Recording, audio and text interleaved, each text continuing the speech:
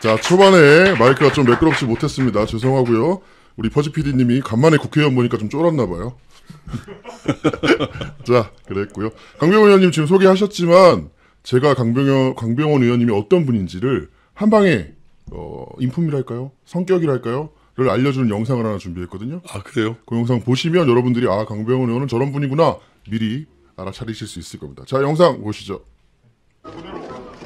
일관성이 있어야 될 거 아니에요, 사람이. 말 조심해요, 강병원. 그거 죄송합니다. 선배의원님이시고 일관성 있으셔야 될 거 아니에요. 왜 사람이라고 그래가지고 그걸 또 이제 사람이 아닌데 사람. 자, 짧은 영상이죠. 저 짧은 영상에 많은 게 담겨져 있습니다. 예. 화가 나셔서 저건 막말도 아니에요, 사실 의원님. 사람이라고 할 수 있죠. 사람이잖아요. 예. 했더니 저쪽에서 발끈해서 사람이라니 이제 후배라 이거죠. 했더니 바로 그건 죄송합니다. 어떤 성품이신지 알게 되는 영상이고요. 많은 분들이 웃으시네요. 다 웃고 계신데 의원님만 얼굴이 빨개지셨습니다. 아, 제가 저 상황이 잘 기억이 나는데요. 자, 이게 국회의원도 짬밥이 필요하다고 느꼈습니다. 제가 만약에 저런 상황을 한번 경험을 했고 권성동 의원하고 한번 붙어봤으면은 저게 굴하지 않고 그럼 사람 아니야? 오. 아, 이렇게 한번 좀 더 한번 질렀어야 되는데 그 지르지 못했던 게 되게 좀 가슴에 남았었는데 아이고, 다음에 한번 권성동 의원과 붙게 된다 그러면은 그래 사람 아니지? 대접 안 해준다. 맞습니다. 아니 인품이 나타나는 거죠. 젠틀하시고 신사적이시고 지금 잠깐 얘기를 나눠봐도 아 오늘 인터뷰 별로 재미없을 것 같다는 생각이 들고 있습니다. 자 의원님에 대해서 모르시는 분들이 계실 거고요. 은평 을이시잖아요. 권성동 의원하고 한번 붙어봤으면은 저게 굴하지 않고 그럼 사람 아니야? 오. 아, 이렇게 한번 좀 더 한번 질렀어야 되는데 그 지르지 못했던 게 되게 좀 가슴에 남았었는데 아이고, 다음에 한번 권성동 의원과 붙게 된다 그러면은 그래 사람 아니지? 대접 안 해준다. 맞습니다. 아니 인품이 나타나는 거죠. 젠틀하시고 신사적이시고 지금 잠깐 얘기를 나눠봐도 아 오늘 인터뷰 별로 재미없을 것 같다는 생각이 들고 있습니다. 자 의원님에 대해서 모르시는 분들이 계실 거고요. 은평 을이시잖아요. 네. 상대적으로 은평갑 지역구를 갖고 계신 국회의원님은 조금 유명하신데 맞습니다. 인지도가 좀 많이 떨어져요. 예. 오늘은 본격 은평 을 인지도 올리기 네. 인터뷰를 좀 진행해 보도록 하겠습니다. 좋습니다. 네. 먼저 정치는 어떻게 시작하게 되셨는지 좀 듣고 싶습니다. 아, 제가 뭐 정치를 하려고 한 건 아니지만 제가 대학 다닐 때 총학생회장을 했습니다. 그 총학생회장을 하다 보니까 우리 사회에 그런 어려운 분들에 대한 따뜻한 마음이 있으니까 학생운동도 세게 하지 않았겠습니까? 그런 마음이 제 가슴속에 항상 있었고 그 이전에는 뭐 저희 어머니가 일찍 홀로 되셨는데 그 어머니 밑에 있으면서 그 어머니께서 항상 좀 어려운 사람들을 따뜻하게 대해주는 모습 그리고 어머님이 또 돈 있는 사람들에게 함부로 이렇게 하대를 당하는 모습을 보면서 뭔가 좀 나도 커서 의미 있는 이런 약자들을 위해서 우리 어머니처럼 그 약자들을 위해서 뭔가 의미 있는 역할을 해야겠다는 생각을 했었는데 그게 아마 저의 생각 속엔 쭉 있었나 봐요. 그러다 보니까 대학 들어가자마자 학생운동하는 게 너무나 자연스럽게 다가왔고 그러다 이제 총학생회장도 하게 됐고요. 총학생회장 하고 나서 뭐 군대도 갔다 오고 직장 생활도 하다가 제가 2002년에 직장 생활을 그만두고 노무현 대통령 후보 캠프 금강 캠프에 찾아갔습니다. 직접요? 예. 오, 그냥 회사 그만두시고 난 이걸 해야 되겠다? 예, 뭐 줄대고 간 게 아니라 그냥 회사 사표 내고 찾아갔는데 그게 인연이 돼서 이 정치권에 좀 발을 디디게 됐습니다. 잠깐 들어봤는데 그러면 소위 말하는 금수저는 아니셨네요, 어렸을 때. 제가 생긴 건 이렇게 굉장히 좀 귀공자처럼 생겼나요? 아닌가요? 되게 험악하게 생기진 않았는데 저는 고향은 전북 고창이고요. 저희 아버님은 제가 얼굴이 기억이 나지 않을 정도로 일찍 돌아가셨고 어머니께서 이제 서울 연신내 이 구파발에 일찍 올라오셔가지고 고생하시면서 홀로 고생하시면서 연신내 행운식당이라고 하는 식당을 운영하시면서 저를 초, 중, 고, 대학까지 다 보내주셨고요. 저희 어머님도 또 일찍 돌아가셨어요. 제가 대학 다닐 때 돌아가셨으니까 아이고. 그때 이후부터 지금까지는 혼자 험악하게 살아왔습니다만 얼굴에는 그런 표가 안 나죠. 살짝 나기도 하는데 여러분들이 판단해 주시고요. 그렇게 해서 그 노무현 당시 후보 네. 캠프에 들어가셨고요. 예, 캠프에서 이제 열심히 이제 그 정책본부에서 일을 했었는데 이 2002년 대선의 공식 선거운동이 시작될 즈음 해가지고 수행비서로 발탁을 해주셨어요. 그래서 그 대통령님 선거운동하는 기간 내내 수행비서로 전국을 모시고 다니면서 자봉으로 찾아갔는데 수행 그렇죠. 비서를 일 잘하네. 그리고 수행 비서까지 시켜주신 거네요. 저는 뭐 생긴 것 때문에 발탁됐다고 생각하고 있는데요. 많이 안 믿어주시더라고요. 오늘 캐릭터 잡고 오셨구나. 알겠습니다. 잘생긴 걸로 하고요. 잘생기셨어요. 미남이시. 훈남이십니다. 바뀌시면 안 됩니다. 자, 그렇게 해서 수행 비서를 하셨고 네. 당선되셨잖아요. 네, 그렇습니다. 그때 나이가 의원님 나이가 저희가 그때 33이었죠. 2002년이 33이었고 이제 2003년에 청와대에 들어갔습니다. 청와대에 들어가서 처음 했던 일은 청와대 관람 담당 행정관이었어요. 청와대에 막 1년에 30만 명씩 구경 와요. 할아버지 할머니들, 초등학교 애들, 수학여행 코스입니다. 이제 그분들 오시면 항상 안내하고 하는 친절하게 생긴 외모 때문에. 그렇죠. 그래서 그걸로 생긴 걸로. 그랬군요. 그래서 청와대 생활을 몇 년 정도 하셨어요? 5년 거의 다 했죠. 그래서 관람 담당 행정관 한 1년 6개월 하고요. 그 다음에는 정무수석실에서, 그 다음에 홍보수석실에서. 그 홍보수석실에서 있으면서 제가 청와대 블로그라는 걸 만들었는데요. 그 블로그를 만들 때 이 권순욱 대표하고도 같이 논의를 해서 청와대 블로그를 만들었었습니다. 저희 막내 기자하고 인연이 있으시군요. 막내로 통하시나요? 여기서는 한낱 막내 기자입니다. 권순욱 대기자님 뭐 이런 호칭 저희 안 좋아하고요. 그래요? 그 막내 기자가 네. 그때는 액면이 막내에 어울렸습니다. 그랬구나. 재밌는데? 대통령님 얘기를 끝내려고 했더니 권 기자 얘기 해야 되겠는데? 오늘 여러분들 저희 오늘 강병원 의원님 캐스팅은 제가 한 게 아니고요. 우리 권순욱 대표님이 하신 겁니다. 직접. 그때 인연이 되셨군요. 네. 그래서 그 막내 기자하고는 가끔 1년에 저희가 한 번씩 당시 참여정부 국정홍보 비서관실 저희가 송년회 같은 걸 하거든요. 그래서 가끔 이렇게 1년에 한두 번씩은 뵙니다. 그래요? 네네. 그 당시에 권순욱 기자는 어떤 청년이었나요? 그 당시에 저희가 그 청와대 블로그를 만들면서 이렇게 자문을 듣기 위해서 모셨던 분들은 당시 이 파워 블로거들이었거든요. 그러면서도 이 노무현 대통령에 대한 철저한 지지, 무조건적인 지지, 무조건적인 지지를 해주시는 분이셨는데, 저는 그 권순욱 막내 기자를 그때 보면서, 이런 분이 있어서 이 대통령님에 대한 이 튼튼한 지지가 있구나. UBC 오셨다고 아부성 발언이 심하십니다. 대표님 안 계세요 지금. 네, 그렇습니다. 청와대 생활을 그때가 2000년대 중반. 네, 그렇죠. 2007년 거의 제가 여름이 지나서 나왔고요. 그 다음에 청와대를 나와서는 보통 그 청와대 행정관 출신들이면은 그 자기 정치를 시작하기도 합니다. 선거에 뛰어들거나, 단체장을 나가거나, 총선에 출마하거나, 아니면 국회 보좌관으로 가는 경우도 있는데, 맞습니다. 저 같은 경우 그 당시 좀 이렇게 아직은 내가 준비가 덜 됐다고 생각을 해서 국회 가서 일해볼까 이런 생각을 제가 잠시 했었는데, 제가 이건 아니다라고 생각을 했습니다. 왜 그랬냐면은 대통령님을 모셨는데 국회의원 보좌관을 간다는 거는 그분께 결례라고 생각을 했습니다. 그래서 그 생각은 과감하게 접었고요. 앞으로는 대통령님 모셨던 그 정신 자세를 잃지 않고서 뭔가 내 삶을 내가 책임지는 걸 해야겠다 해가지고 제가 건설 노가다 일을 한 3년을 했습니다. 정말요? 예. 청와대에 계시던 분이 그 막노동을 하셨다고요? 네, 그랬습니다. 그래서 2009년도에는 이 건설 노동일 중에서도 이렇게 방수 일이 있습니다. 방수. 그 돈 좀 돼요. 돈 잘 안 돼요. 돈 안 돼요? 그 옥상에 이렇게 초록색으로 우레탄 있죠. 맞아요. 그런 일을 노가다 일을 한 1년 정도 하고요.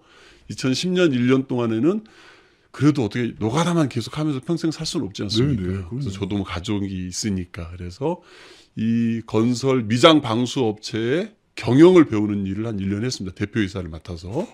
그리고 2011년에는 저 혼자 하는 회사를 하나 차렸죠.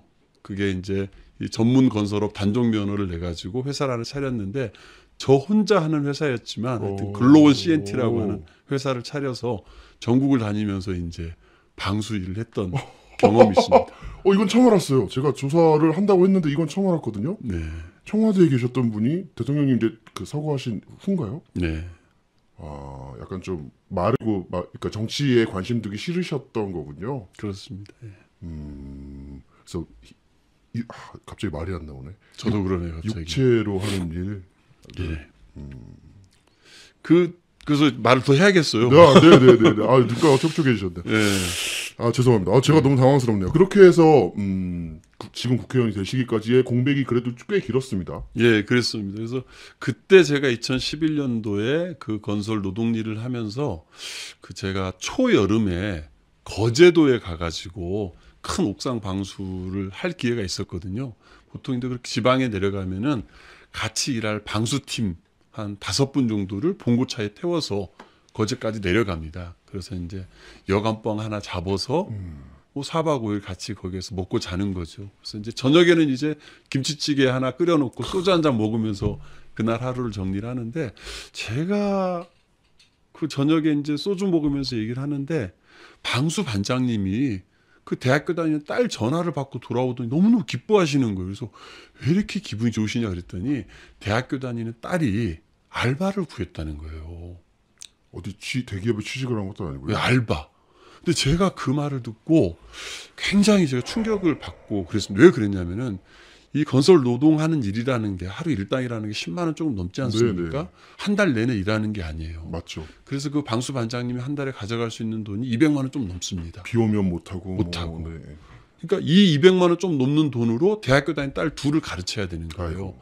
본인이 벌고 그 부인도 벌어야 되고 대학교 다니는 딸 둘도 학자금 대출 받는데 알바도 해야 되는 겁니다. 그 얘기를 듣는 순간 제가 어떤 생각이 들었냐면은 내가 나 혼자 잘 먹고 잘 살자고 이 회사 차려가지고 이렇게 하는 게 맞을까? 잘 살자고 이 회사 차려가지고 이렇게 하는 게 맞을까? 정말 우리 대한민국의 1인당 국민소득이 3만 불이라고 하는데 연간으로 따지면 4인 가족으로 따지면은 3천만 원씩 1억 2천만 원 아닙니까? 맞습니다. 그런 가족이 우리 주변에 있습니까? 저는 못 봤습니다. 없습니다. 네. 중산층이 아예 없어졌고 맞습니다. 정말 슈퍼 부자들이 있고 가난한 사람만 있는 양극화된 세상이 됐잖아요. 근데 저는 여기에서 저 사람들을 부려서 잘 먹고 잘 살려고 하는 게 맞을까? 아니다. 다시 옛날 생각이 났던 거죠. 우리 고생하셨던 어머니 얘기, 노무현 대통령 이런 생각들이 나서 정치를 해야겠다고 결심을 했습니다. 그렇습니다. 그렇게 해서 바로 또 출마를 하시거나 이러신 건 아니잖아요. 아닙니다. 그때 결심을 하고 바로 출마를 준비했습니다. 그래서 제가 19대 때 제 고향이 전북 고창인데요. 전북 고창 부안에 내려가서 저희 민주당의 3선을 준비하고 계신 김춘진 의원하고 경선을 붙었습니다. 그때 나가셨었구나. 한번 경험이 있었습니다. 네. 아픈 경험이 있었어요. 그래서 똑 떨어지셨죠. 예, 그렇습니다. 그리고 나서는 제가 알기로는 노무현 재단에서 근무하신 걸로 알고 있는데. 재단에서 근무하진 않았고요. 네. 그 노무현 재단에 제가 이제 기획위원으로 갔던 이유는 기획위원. 그 19대 국회에 이제 출마를 해야 되는데 경력이 하나도 없잖아요. 쓸 게 없구나. 쓸 게 없었어요. 그래서 제가 재단 만들어질 때 제가 평생 회원이라 그래서 그 100만 원 내면 평생 회원으로 있었고 필요 이상으로 너무 솔직하신 거 아닙니까? 그래서 하여튼 기획위원이 하나 필요해가지고 가서 해달라 그랬어요. 저 평생 회원인데 선거도 출마해야 되는데 기획위원 하나 주시면 안 되냐고. 해가지고 열심히 또 이렇게. 필요 이상 솔직하십니다. 그렇게 해서 어쨌든 당선이 되셨어요. 아니죠. 그때는 똑 떨어졌고. 아니 그때 떨어졌고 이제 이번에 된 겁니다. 은평을 이제 빨리 현대로 와야 되니까요. 은평에 출마하신 이유는 특별히 있을까요? 그 지역구로 택하신 이유는? 제가 원래 아까 저희 어머니 그 행운식당 둘째 아들이라고 말씀드렸는데 행운식당이 꽤 유명하더라고요 그 동네에서는. 그 연신 한복판에 있는 자그마한 식당이었고 저희 어머님이 홀어머니로 그 식당 운영하시면서 저를 초중고 보내신 곳이거든요. 지금 이제 어머니가 94년에 돌아가시면서 없어졌죠. 없어졌지만 제가 거기서 초중고를 나왔으니까 연고가 있으신 거네요. 그렇습니다. 제2의 고향 정도 되시겠네요. 맞습니다. 그래서 그곳에서 준비해가지고 용케 운이 좋았던지 우리 또 임종서 실장님하고 경선도 하게 되고 그랬습니다. 은평을 해서 경선 그때는 강병원 의원님이 다 질 거라고 예상했었는데 네. 누구랑 붙으셨죠? 지금 이렇게 비서실장을 하고 계신 임종석 실장님과 당내 경선을 했습니다. 그래서 이기셨어요? 몇 대 몇으로 이기셨어요? 그때 그 안심번호를 해가지고요. 그 투표 참여하시는 분들 가지고서 표를 했는데 제가 미세하게 졌어요. 아, 그래요? 졌는데 제가 좀 젊어서 청년 아, 가산점 10%로 뒤집었으니 아마 윤정수 실장님께서 상당히 좀 많이 뭐 좀 억울하시기도 하시고 화도 나셨지 않을까 싶습니다. 지금 잘 되셨는데요. 뭐. 근데 저는 항상 이렇게 생각합니다. 임종석 비서실장을 만든 사람이 나다. 내가 만들어드렸다. 내가 만들어드렸다. 이런 얘기 만나서 해보신 적 있어요? 저 때문에 비서실장 되신 거예요? 뭐 이런 얘기 해보신 적 있어요? 또 아픈 상처가 될까 참아 못하지만 저도 언제 한번 불러서 야 병훈아 이리 와봐. 아니면 강의원 소주 한잔해. 그때는 참 그랬지만 지금은 참 네 덕분에 내가 비서실장 한다. 이제 소주 한잔 사실 날이 올 거라고 생각하고 있습니다. 아하, 안 올 것 같은데 그런 날. 그렇습니다. 그렇게 해서 은평을의 당당히 지금 초선 의원이시죠? 네네. 은평을의 국회의원으로서 지었던 일 자기 자랑 좀 해주세요. 제가 그 국회의원들이 많은 상을 받잖아요. 근데 이제 뭐 한국을 빛낸 뭐 백인상 이런 건 제가 받을 수가 없더라고요. 내가 국회의원 됐다고 그걸 무슨 받는다는 게 말도 안 되는 상이고 저도 모르는 분이 전화해가지고 받으라는데 못 받겠다고. 그런데 국회에서 국회의장이 주는 상이 있습니다. 그래서 입법 및 정책 개발의 우수 의원들을 직접 그 국회의장 산하에 20명의 외부위원들 평가를 해가 주는 상이 있는데 제가 그런 의미에서 2016년도에 이 300명 국회의원 중에 최우수 국회의원상을 받았거든요. 아하. 그래서 그런 보람을 좀 느끼고요. 그때 했던 법이 이 폭스바겐 재발 방지법이었습니다. 폭스바겐이 배출가스 조작을 했죠. 그래서 우리 국민들을 완전 호구로 만들었습니다. 맞습니다. 미국이나 유럽에서는 수조씩 손해배상을 했지만 우리나라에서는 배째라고 했었죠. 그런 것들에 관해서 법을 봤더니 법에 이 과징금 물릴 수 있는 조항이 너무 허술한 거예요. 고작 해봤자 10억만 물릴 수 있게 돼 있더라고요. 그래서 제가 이거를 매출액의 5% 또는 500억씩 매길 수 있게끔 했습니다. 차종당 500억씩. 차종당 500억씩? 예. 그러니까 이제는 그런 배출가스 조작을 하게 되면 수천억씩 과징금 먹일 수 있게끔 법을 개정을 했거든요. 아하. 세수에 도움이 되겠네요. 큰 도움이 되고 우리 국민들의 좀 이렇게 분노도 네. 좀 이렇게 정말 이렇게 분노에 뭔가 좀 국회의원으로서 역할을 해주는 그런 맞습니다. 법이었습니다. 오, 훌륭하십니다. 자, 오래 걸렸습니다. 서론이. 이제 광파 실기에 다 드렸고요. 이런 거 물어보려고 모신 게 아니죠. 팔 게 더 있는데. 아닙니다. 그만 봐서 다 파셨어요, 정도는. 시간이 많이 없으니까요. 이제 자, 여러분 서론은 여기서 끝이고요.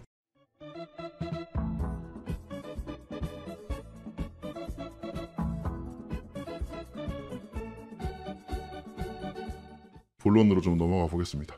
더불어민주당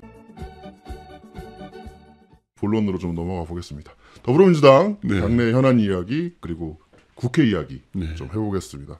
더불어민주당이 조금 시끄럽습니다, 의원님. 맞습니다. 더불어민주당은 시끄러운데 이렇게 말씀드리면 어떨지 모르겠지만 국회의원분들은 조용하십니다. 국민의 대표시잖아요. 네. 근데 당원들은 목소리를 계속 내고 있고 여러 가지 사안에 대해서. 근데 그 당원들을 대표하는 국회의원분들은 쉽게 입을 안 여시더라고요. 네. 의원님처럼 이렇게 마이크 앞에 서시는 분들이 많지 않아요. 특히 저희 UBC 나오셔서. 자, 하나하나 좀 짚어보죠. 우선은 지금 조국 민정수석 관련해서 네. 야당 애들이 이렇게 입에 거품을 물고 발광을 하는 건 빛이 바란다는 얘기입니다, 의원님. 당황하지 마십시오. 이게 아닙니다. 네. 발광하는 건 그런다 치는데 여당 내에서도 이상한 목소리들이 조금씩 나옵니다.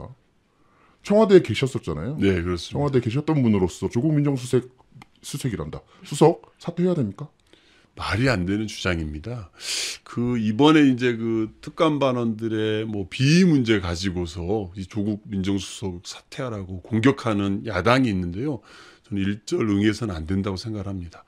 이거는 이 박근혜 이명박 정부 시절에 민정수석실은 어떤 일을 했습니까? 우리 우병우만 한번 살펴볼까요? 그 직위를 이용해서 이 검찰 인사 좌지우지하고 정말 권력형 비리를 저지르고 특히 특별감찰관 사찰하기까지도 하고 이 권력 투쟁을 하고 권력을 위해서 민정수석실의 권력을 이용했던 게 우리가 가까이에서 볼 수 있었던 우병우 민정수석이었습니다. 조국 민정수석의 이 건을 특감반원들 비위를 연결시키는데요. 전혀 성격이 다릅니다. 어떤 일이었냐면요. 이 특감반원이 뭔가 본인의 어떤 개인적인 필요에 의해 가지고 경찰에서 수사하는 것들을 알아내려고 하지 않습니까? 네. 경찰이 이상하다고 얘기한 겁니다. 일을 하죠. 그래서 민정수석실에서 이거 이상한데라고 수사를 해가지고 이 비리를 잘 밝혀낸 것이죠. 그렇죠. 근데 이 한 사람만의 문제가 아니라 더 봤더니 더 문제가 있기 때문에 발본색원하자는 의미에서 특감반원 전체에 교체를 한 겁니다. 그리고 수사와 징계를 하기 위해서 부처로 기관으로 돌려보냈는데 왜 그러냐면은 국가공무원법상 이들을 징계하고 하려면은 그 소속 기관에서만 할 수 있거든요. 검찰에서 파견된 직원이었죠? 그렇죠. 검찰, 경찰 다 돌려보내지 않았습니까? 맞습니다. 권력형이 아닙니다. 그 개인의 비위에 대해서 단호하게 특감반원 전체를 교체함으로써 맞습니다. 응징을 했다고 과잉 대응을 한 것이고요. 이런 사안을 또 우리 조국 민정수석이 다 덮으려고 하거나 청와대가 덮으려고 한 게 아닙니다. 스스로 먼저 이런 것들에 대해서 김의겸 대변인이 밝히고 조국 민정수석은 단호한 대처 의지를 밝힌 것입니다. 박근혜 이명박 시절에 민정수석하고 비교해가지고 정치 공세를 가는 거는 이 조국 민정수석이 갖고 있는 상징성이 있는 거 아닙니까? 네, 이걸 맞습니다. 끊임없이 흔들고 대통령을 기스내려고 하는 저열한 정치 공세라고 저는 생각합니다. 그런데 지금 말을 살짝 돌리셨는데 우리 여당 내에서도 목소리가 나왔어요. 조국천 의원님께서 사퇴하는 게 맞지 않겠냐라는 취지의 네. 말씀을 하셨는데 왜 그러신 겁니까, 그분은? 저는 우리 조홍천 의원님께서 조금 더 이런 부분들은 좀 살펴보셨을 거라고 생각은 듭니다만 이 박근혜 정부의 우병우에 대한 트라우마가 있으신 게 아닌가라는 생각도 듭니다. 박근혜 시절에 청와대에 계셨기 때문에 네. 그때 민정수석이 움직였던 거를 우리 조 의원님께서 잘 알고 계시니까 혹시 그런 것이 아닐까라고 생각하셨던 것 같은데 저는 조금 더 보셨다 그러면은 전혀 성격도 다르고 대처도 달랐고 이후에 하는 것도 달랐습니다. 저는 그런 의미에서 이 야당이 끊임없이 조국 민정수석 흔들고 있지 않습니까? 11월 있지 않습니까? 11월 5일 날 여야정 국정상설협의 차고 오자마자 와가지고 국회 보이콧하면서 전제 조건으로 걸었던 게 뭐였습니까? 대통령님 사과하라고 하지 않나. 조국 민정수석한테 인사검증 실패의 책임으로서 해임하라고 주장했었습니다. 이런 연장선상에서 야당이 하고 있는데 이거에 대해서 우리 전선을 좀 분명히 할 필요가 있다라고 생각이 듭니다. 맞습니다. 정욱천 의원님하고 초선 동기시잖아요. 네. 친하십니까, 개인적으로? 친하죠. 초선 모임도 따로 있고 그러실 거잖아요. 네. 말씀 좀 꼭 전해주세요. 그러시지 말라고. 당황하셨어. 방송에서 이렇게 얘기하다니. 저희 그런 방송입니다. 점점 더 당황하실 겁니다, 의원님. 자, 지금 혹시 당연히 알고 계시겠죠. 더불어민주당 여의도 당사 앞에서 네. 매주 토요일 날 당원분들이 모여서 집회를 열고 계십니다. 어떤 내용인지는 알고 계신가요? 네. 이재명 경기지사의 출당, 제명을 요구하는 집회가 열리고 있는데 네. 뭐 그 집회를 찬성하냐 반대하냐 이걸 떠나서 먼저 이거부터 여쭙고 싶은데요. 우리 당원들이 당사를 쳐들어가서 불을 지르거나 기물을 부시거나 이럴 당원분들이 아니시잖아요. 그거는 있으면 안 되죠. 네. 그럴 분들도 아니시잖아요. 우리가 네. 촛불 집회 어떻게 했습니까? 평화롭게 그렇습니다. 촛불 집회를 해서 박근혜를 몰아낸 거 아닙니까? 그런데 저는 이명박 정권에서나 봤을 법한 차벽을 봤습니다. 당사 앞에. 버스를 세워놓는 그 펜스에 대해서 어떻게 생각하십니까, 의원님? 저는 우리 당은 항상 우리 당원들에게 뿐만 아니라 우리 국민들에게도 다 열려 있어야죠. 열려 있어야 되고 그런 당원들의 얘기는 저는 귀담아 듣는 게 저는 필요하다고 생각합니다. 그 차벽을 막았다는 게 좀 과하다고 생각이 들고요. 우리 당원들 어느 부분들도 본인의 주장을 뭔가 폭력으로 관철시키려 하는 분은 없습니다. 우리 대한민국 사회에서 촛불 혁명이라는 것은 전 세계가 인정한 평화시위 아니겠습니까? 평화시위 아니겠습니까? 네, 그거를 또 했던 분들 중에 우리 당원들이 또 엄청 열심히 참여해서 했기 때문에 저는 당원들을 믿고 오히려 당원들의 그런 절절한 얘기들을 들으려고 하는 것들은 당의 기본 자세여야 된다고 생각이 들고요. 그런 부분들에서 과하게 우리 당원들을 막는 부분이 있었다라면은 좀 적절치 않은 대응이라고 생각합니다. 지금 곤란하신 질문인데도 잘 답변해 주셔서 제가 마음 놓고 더 하겠습니다. 지금. 제가 그래도 원내 대변인입니다. 원내 대변인. 당원들이 당의 주인 아닙니까? 네, 맞습니다. 그 당사 어떻게 운영됩니까? 당비로 운영되는 거 아닙니까? 그렇죠. 자, 이재명을 제명하라는 요구가 막 나오고 있고요. 네. 당 대표께서는 지금 정무적 판단은 아직 하지 않겠다. 네. 처음에는 경찰 조사를 지켜보겠다. 검찰 기소 여부를 지켜보겠다. 법원의 판결을 지켜보겠다 등등의 약간 답변을 미루시는 네네. 모양새신데 정치인이지 않습니까? 그리고 네. 여당의 대표고요. 정당의 네. 대표면 법원의 판결이나 법적 판결을 기다리는 게 아니고 정치적인 의사표시를 해야 되는 거 아닙니까? 정치인으로서. 아마 이제 당 대표시고 우리 당의 이제 어쨌든 경기도지사를 맡고 계신 분이지 않습니까? 그래서 아마 당의 지도부 입장에서는 막 그런 말씀을 뭔가 계기가 없는 상황에서 하시기는 쉽지 않을 겁니다. 특히 이제 이재명 지사 입장에서는 이 본인의 무죄, 아무 죄가 없다라는 걸 강력하게 주장하면서 하고 계시는 분인데 지도부가 나서가지고 하시기는 좀 부담스러우실 거예요. 그래서 하지만 저는 이해찬 당대표께서도 뭔가 시야는 주신 것 같아요. 그래서 이제 검찰의 이런 과정이라든지 법원까지 보자고 하셨는데 저는 법원까지 보시지는 않을 것 같습니다. 홍영표 원내대표 같은 경우는 검찰의 이런 기소 과정도 봐야 된다라고 말씀하셨는데 적어도 그 본인이 이렇게 강력하게 무죄를 주장하시고 있기 때문에 당의 이 검찰의 기소라는 그런 과정을 한번 보고서 입장 표명을 하실 수 있을 거라고 생각이 들고요. 저는 이 이재명 지사의 이 과정을 보면서 이분이 이렇게 시민운동을 하시면서 투사로서 성장해 오신 분 아니겠습니까? 근데 그 투쟁력은 저는 이 보수 세력과 이렇게 태극기 부대와 이 투쟁력을 좀 발휘해야 되는데 이 투쟁력이 좀 우리 내부로 와서는 안 되겠다는 생각을 좀 하게 됐습니다. 민주운동 뭐 했는지 잘 모르겠는데. 그러셨나요? 네, 그렇습니다. 네. 이재명 지사하고 네. 의원님 이제 본격적인 질문을 좀 드려볼게요. 의원님에 대한 오해일지 정확한 판단일지 사람들이 어떻게 의원님을 판단하고 있는데 이재명 지사하고 친하세요? 친하지는 않습니다. 친하다고 알려져 있습니다. 상당히. 그러지는 않는데요. 정치인 이재명 얘기는 지금 하신 것 같고. 네네. 그럼 인간 이재명을 개인적으로 좋아하십니까? 제가 좋아하는 스타일은 아니다. 네. 그 정도 선이 좋을 것 같고요. 적절치 않은 질문인 걸 알면서도 왜 말씀드리냐면 오해하시는 분들이 많아서 네네네. 말씀드리는 겁니다. 네. 그러니까 당대표는 그렇게 할 수 있다 치고요. 네. 젊은 의원이시잖아요. 네. 불행히도 저는 불행이라고 생각하는데 더불어민주당에 30대 의원이 없습니다. 네. 40대가 그나마 젊은 축에 속하고 있는데요. 9명 있죠. 그렇죠. 네. 젊은 의원들이 좀 이럴 때 자기 주장을 좀 해야 되는데 네. 당 지도부 눈치를 본달까? 제 개인적인 그리고 당원들의 입장은 그런데 이럴 때 젊은 의원들이 나서서 정의가 아닌 건 좀 정의가 아니다. 틀린 건 틀린 것 같다. 자기 주장을 좀 소신을 내보여야 하는 거 아닙니까?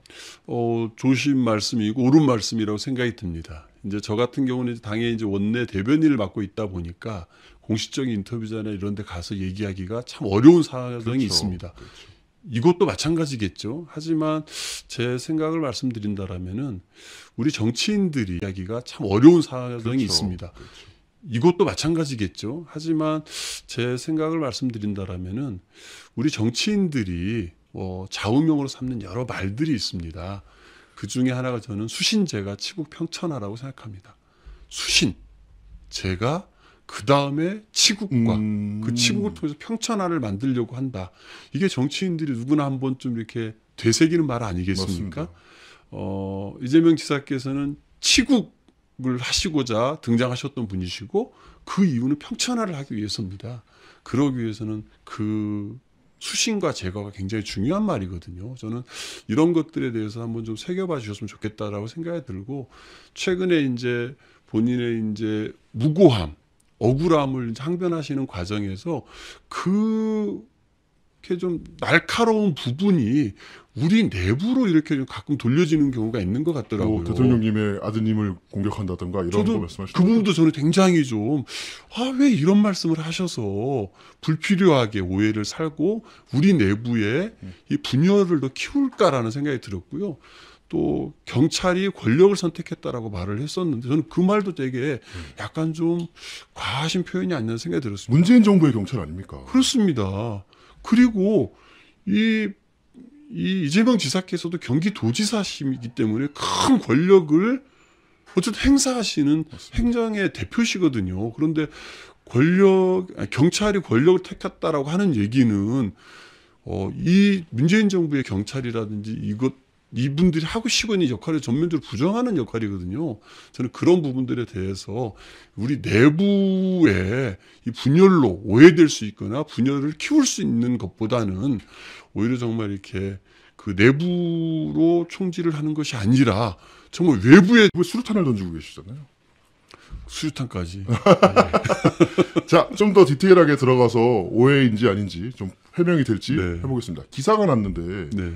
원내 대변인께서 네. 그러니까 강 의원님께서 법원 판단, 법적 판단 나지도 않았는데 왜 그러냐? 라는 식으로 기자한테 얘기했다고. 네. 마치 이재명 지사를 옹호하는 듯한 네. 텍스트가 나왔어요. 네. 그 기사 해명 좀 해주시죠. 아, 그때는 참 뭐 기자분이셨는데 정말 제 입장으로서는 이제 언급하고 싶지 않은 기자들 질문 중에 하나였죠. 근데 너무 좀 그분께는 죄송하지만 제가 듣기 너무 이렇게 불쾌하게 안 하겠다는데 자꾸 질문을 하는 그런 상황에서 약간 제가 반어법 비슷하게 역으로 한 얘기였고 당연히 저는 그렇게 화를 내고 그런 얘기를 했기 때문에 기사가 안 될 줄 알았는데 그거만 이렇게 기사화됐더라고요. 역으로 그러니까 약간 반어법식으로 돌려서 아직 법적 판단도 안 났잖아 라고 소리를 지르신 건데 기사는 아직 법적 판단이 안 나왔으니까 판단하면 안 된다 뭐 이렇게 기사가 예, 좀 그러면 좀 아쉬운 점이 있어서 추후에 그 기자를 만나서 이거 너무한 거 아니냐고 내가 이런 취지로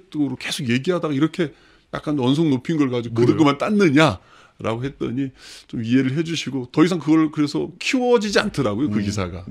기사는 텍스트로만 나가니까요. 텍스트에 네. 감정이 안 실려 있고 기사 마음대로 쓴 거니까 그 유명한 기자, 유명한 언론사죠. 그런 쪽으로 유명한 언론사죠. 네, 얻으려고 말은 안 했어요.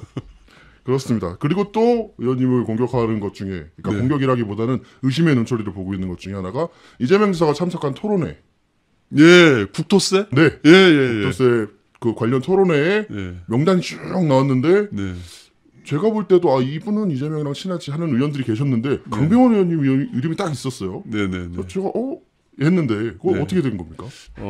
제가 이제 토지 공개념에 대해서 되게 그 토론회가 있다고 제안이 온 거예요. 이름을 좀 같이 하자라고 공동 주최자로 들어가자로 했는데 우리 동료 의원들이 그런 거 하면은 무슨 뭐 죽으러 가는 길 아니면 같이 가게 되니까 그렇게 이름을 올렸던 것이고요. 이재명을 보고 하신 건 아니다.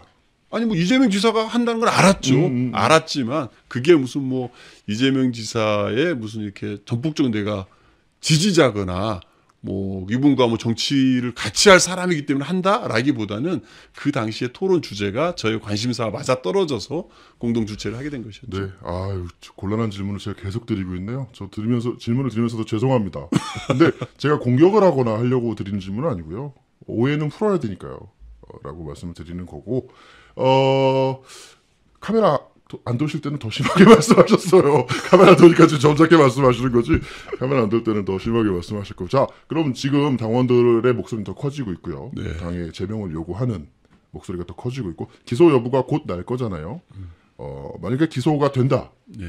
되면 개인적으로 원내 대변인으로서 말고 정치인 강병원으로서 이재명 지사는 어떻게 돼야 된다고 보십니까? 당에서. 일단은 뭐 시나리오가 몇 개 있지 않습니까? 뭐 이재명 지사 부부 둘 다 기소되지 않는 경우, 둘 중에 한 분이 기소되는 경우, 그 다음에 둘 다 기소되는 경우가 있을 텐데요. 저는 뭐 둘 중에 한 분이라도 이 불미스러운 일 때문에 검찰에 기소가 된다 그러면은 저는 정치인으로서 정치적 책임을 져야 되는데 그 정치인으로 정치 책임을 진다라는 것은 당과 우리 당원들에게 힘들지 않게 하는 것이라 생각이 듭니다. 대부분의 우리 정치 지도자들은 자기 책임하에 있는 사람의 잘못이 있거나 혹은 자기 가까운 사람들이 잘못이 있으면은 일성이 그겁니다. 부덕의 소치다. 저의 잘못이다. 라고 하면서 한 발 있으면은 일성이 그겁니다. 부덕의 소치다. 저의 잘못이다. 라고 하면서 한 발 물러나 줍니다. 그러면서 다시 무죄가 증명되면 돌아오거든요. 그 돌아올 때 그 정치인은 더 우리 당에서 인정해 줍니다. 근데 그런 과정이 없이 지금까지 와버린 건 너무너무 안타까운 일이에요. 그 부담을 우리 당이 고스란히 지고 있다는 것을 좀 알아주셨으면 좋겠다는 생각이 들고 어쩔 수 없이 여기까지 왔다는 생각이 듭니다. 저는 그런 의미에서 검찰의 기소 여부가 결정이 돼서 혹시라도 두 분 중에 한 분이 기소가 되신다면 저는 정치적인 책임을 지시는 게 맞다고 생각이 들고요. 우리 지도부도 그런 부분에서 저는 정치적인 결단을 내려야 한다라고 생각합니다. 맞습니다. 참여정부의 일원이셨고 노무현 대통령님을 지금거리에서 모셨던 분으로서 그 뭐랄까 경찰 조사가 맞다는 전제하에 노무현 대통령을 그렇게 비판하고 자당의 대통령들을 그렇게 말도 안 되는 막말을 하고 이런 정치인을 어떻게 당원들이 사랑해 줄 수가 있겠습니까? 밝혀진다면 이란 전제 붙였습니다. 사실이라고 밝혀진다면. 네, 맞습니다. 더불어민주당 지지율이 많이 빠졌습니다. 네. 여러 가지 사안이 있겠죠. 저쪽에서는 이재명 지사에 대한 공격이 있기 때문에 지지율이 떨어졌다고 주장하는 쪽도 있고요. 저 한쪽에서는 이재명 지사 때문에 지지율이 떨어졌다. 이런 것도 있는데 지금 떨어진 지지율 어떻게 만회해야 될까요? 우리 분열이 우리 진보 진영을 가장 그 국민들의 신뢰에서 멀게 하는 거거든요. 저는 최근에 이제 이재명 지사를 둘러싼 이것이 우리 국민들에게는 큰 실망감을 저는 줬을 거라고 생각이 듭니다. 개인사도 있지만 또 개인사 이상의 것까지 또 막 이렇게 논쟁이 되어서 모든 언론에 가십이 됐지 않습니까? 언론 같은 경우는 또 이걸 즐기고 있어요. 관음증이라고 표현할 정도로 이 건을 즐기면서 저희 당 두드리는데 재미를 붙이고 있는 상황입니다. 하루빨리 이건 바람이고요. 저희가 이제 지금 이 지지율이 40%를 넘다가 30% 후반까지 왔고 대통령님 지지조도 40% 후반까지 왔습니다. 참 안타까운 거 아니겠습니까? 저는 이럴 때일수록 저희 당이 한 목소리를 내는 게 되게 중요하다고 생각합니다. 이럴 때일수록 우리 당 내에서 우리가 왜 촛불 정권으로 새롭게 정권을 잡았고 우리가 해야 될 게 무엇이고 국민들이 우리에게 맡겨놓은 미션이 무엇인지 명확히 인식하고 더불어민주당이 한 목소리를 하는 게 되게 중요하다고 생각이 듭니다. 저는 그럴 때만이 이 경제 어려움에 있어서도 우리가 뚫고 나갈 우리의 지혜가 생긴다고 생각을 하거든요. 그리고 또 남북 문제 같은 경우에는 또 반전의 계기를 우리 대통령께서 굉장히 노력하시면서 만들고 있지 않습니까? 맞습니다. 예. 그러니까 한 목소리를 낸다는 게 이제 오해 소지가 있을 수 있어요. 네. 한 목소리를 내야 하니까 덮자 이런 말씀하시는 건 아닐 거잖아요. 아닙니다. 그 덮자는 게 아닙니다. 우리가 명확히 이 사안을 보면은 이 보수 야당의 공격이 정치 공세로 연결되는 게 대부분입니다. 명확히 사안을 보면은 그렇게 우리가 분열해서 대응할 사안이 아닌 게 많거든요. 맞습니다. 근데 우리 스스로가 이런 것들에 대해서 내부에서 다른 목소리를 내게 되면은 우리 지지자들은 도대체 누구를 믿고 맞습니다. 누구에게 기대겠습니까? 의원님 이렇게 저같이 좋은 MC가 아니고 뉴비씨 같은 좋은 방송국이 아닐 때는 그렇게 말씀하시면 안 돼요. 한 목소리 이렇게 뭉뚱그려 말씀하시면 기사들이 한 목소리를 내야 하니까 싸우지 말자, 분열하면 안 되니까 이재명 덮자 이렇게 쓴다고요. 아, 그런가요? 그래서 오해를 받으시는 거예요. 한 목소리 내자는 건 당내에 지금 뭐 총질하는 의원들 하지 말고 청와대에 흔들지 말고 그런 말씀하시는 거잖아요. 맞습니다. 예. 그러니까 좀 명확하게 얘기하셔야 되는데 내가 해명 안 했으면 또 오해 받으셔. 한 목소리 내자고 했다고. 의원님 좀 다이렉트로 말씀하셔야 돼요. 워낙 아까 영상에서 보셨죠? 점잖으신 분이에요. 사람이 말이야 일관성이 있어야지 했더니 저쪽 권선동이 사람이라니 있어야지 했더니 저쪽 권선동이 사람이라니 그건 죄송합니다. 점잖으신 분이라 이렇게 말씀하시는 건데 여러분 오해하시면 안 되고요. 명확하게 말씀하신 겁니다. 예. 이재명은 기소 여부에 따라서 절당 조치해야 되고 그리고 한 목소리를 내야 한다. 당에서 뭐 분열을 일으키거나 청와대를 흔들거나 하면 안 된다. 라고 명확하게 제 말이 맞습니까? 네, 맞습니다. 맞습니다. 의원님 혹시 이런 사안 말고 제가 너무 곤란한 질문만 드렸습니다. 아니, 좋은 질문 더 해주세요. 괜찮아요? 네, 괜찮습니다. 이해찬 대표는 참여정부 시절부터 보셨죠? 더하라고 해서 더하는 겁니다. 예. 참여정부 시절부터 좀 이렇게 친하셨어요? 저는 그때 친할 수 있는 레벨이 아니죠. 뭐 총리셨고 저야 이제 행정관이었기 때문에. 지금은 국회의원 되셨잖아요. 네, 그렇습니다. 일각에서 이해찬 대표님은 현역 의원들하고도 만나기 힘들다, 소통이 잘 안 된다 이런 말이 있습니다. 아, 그거는 아닌 것 같아요. 보면은 의외로 제가 이제 최고위원회가 있을 때 공개되기 전에 사전 최고위를 하게 되면 배석을 하거든요. 원내 대변인이라 하게 되면은 의외로 이렇게 현안에 대해서도 굉장히 잘 꿰고 계시고 최고위원들이라든지 같이 배석하는 분들이 이렇게 문제 제기하시면은 적극적으로 그런 걸 수렴하시고 듣는 이 경청의 자세를 확실히 갖고 계시더라고요. 사석에서 뵌 적 있어요? 사석에서 뵌 적은 없습니다. 단둘이 독대하신 적 있어요? 없습니다. 소통 안 되시는 거네요. 네, 곤란하시겠죠. 원내 대변인이 양 대표 얘기 나오면 곤란하시겠죠. 그래서 더 하라고 해서 한번 해봤습니다.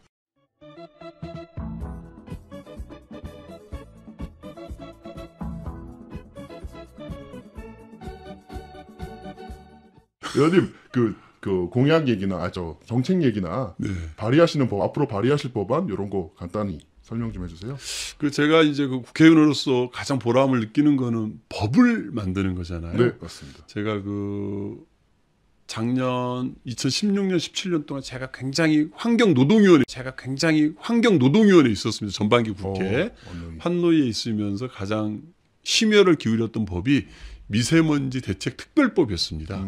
이거는 이렇게 법을 개정하는 사안이 아니고 재정법이었거든요. 그래서 이제 이 미세먼지에 대한 대책은 전 부처가 함께 해야 되기 때문에 국무총리 산하에 미세먼지 특별대책위원회를 만들고 미세먼지 정보센터도 만들고 이 비상시에는 이제 차량 등급제를 실행할 수 있게끔 법조항을 다 만들어서 재정법을 하나 냈었는데요. 작년에 이제 그 미세먼지 특별법 재정법을 통과시킨 게 큰 보람을 느끼고 있고요. 지금은 이제 또 이제 기획재정위원회에 와 있습니다. 아, 그러세요? 그래서 이제 제가 열심히 좀 염두에 두고 있는 법들은 이제 종부세가 왜 도대체 다주택자들에서 우리나라에 이렇게 좀 손방망이 쳐버렸을까? 그러니까요. 이런 고민을 항상 해왔지 않습니까? 이번에 좀 9.13 대책 이후에 강력한 대책을 내세우니까 부동산 시장이 잠잠해졌지 않습니까? 그래서 이렇게 이 집을 투기의 수단으로 삼는 투기 세력들을 엄단하기 위해서 종부세를 좀 더 강화해야겠다는 생각이 들고요. 임대사업자들에게도 과도한 세제 혜택을 주고 있습니다. 재산세라든지 건강보험료를 감면해 주다든지 이런 혜택들을 너무 많이 주고 있더라고요.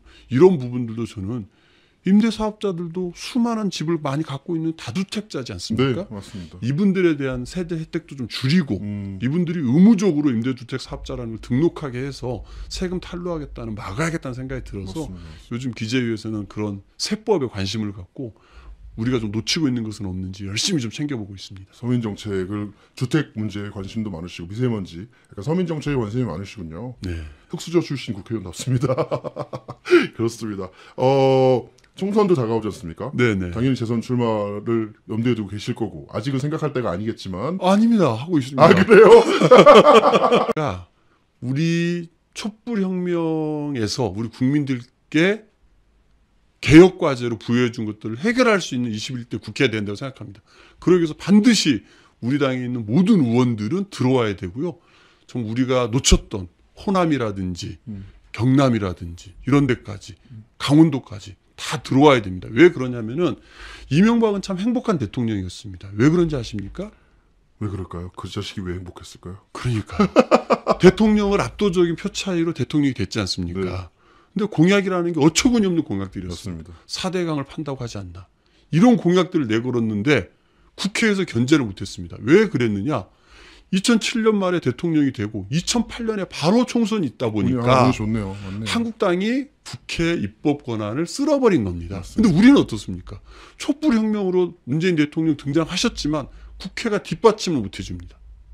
저희 당이 여당이지만 여소야대이기 때문에 대통령님이 원하시는 그리고 촛불혁명이 원하는 개혁과제들을 시원하게 하지 못하고 있습니다. 그렇기 때문에 21대 국회에서는 우리 민주당의 국회의원들 정말 새로운 분들 참신한 분들 다 들어와야 되고요.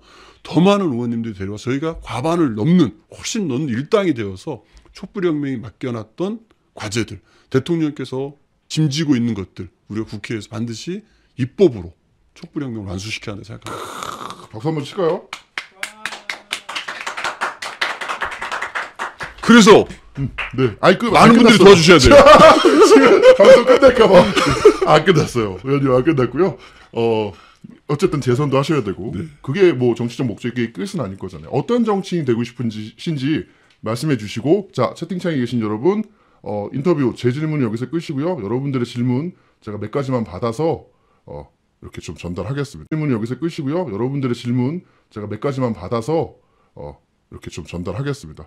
의원님께서는 어떤 정치인이 앞으로 되고 싶으신지 어떤 정치를 하고 싶으신지 좀 이렇게 포부를 좀 말씀해 주시죠. 우리 사회자께서는 연신내 행운식당 둘째 아들 이런 얘기들 어떤 느낌이 드십니까? 서민, 친근함, 포근함 네. 이런 게 느껴지죠. 저는 저희 어머니한테 그 행복이라는 걸 배웠거든요. 저희 어머니는 비록 돌아가셨습니다만 제 인생에서 가장 행복했던 시절은 그 행운식당에서 어머니가 해주셨던 밥을 먹으면서 초중고 대학을 다닐 때였습니다. 그 행복을 저는 우리 국민 모두가 누려야 한다고 생각합니다. 우리 헌법에는 납세의 의무, 근로의 의무, 뭐 이런 국방의 의무만 있지만 행복할 권리에 대해서 뭔가 부족합니다. 우리 국민들이 생활 곳곳에서 누려야 될 행복할 권리, 이것들을 실현시키는 게 정치하는 사람들의 역할이 아닐까, 제가 정치하는 목적이 아닐까라는 생각이 들거든요. 국민의 행복할 권리, 그것을 위해서 정치하는 게 저의 목적입니다.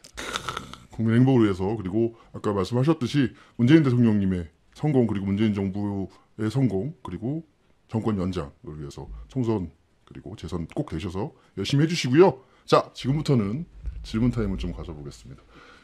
직구진 질문도 많을 거예요. 의원님 각오되셨죠? 예. 첫 번째 아까 나왔던 질문 중에 제가 쭉 봤는데 일단 UBC니까 UBC 관련 질문을 좀 할게요. 네. 흉흉한 소문이 돕니다. 민주당내에서 네. UBC를 나가지 마라 라는 얘기가 일각에서 나온다고 들어보신 적 있으십니까? 당내에서 그런 소리는 전혀 들어본 적이 없습니다. 당 외에서는 있군요. 당 외에서는 그러신 분들이 있더라고요. 아하. 당내 인사는 아니고 당 외부에서 그런 소리가 있었답니다. 그런데도 초선 의원이신데 용기를 내서 이렇게 나오셨네요. 저는 당연히 국회의원으로서 또 제가 가지고 있는 생각을 궁금해 정치적 철학과 소신, 제가 현안에 생각하는 바 밝히는 게 정치인의 기본 자세라고 생각합니다. 훌륭하십니다.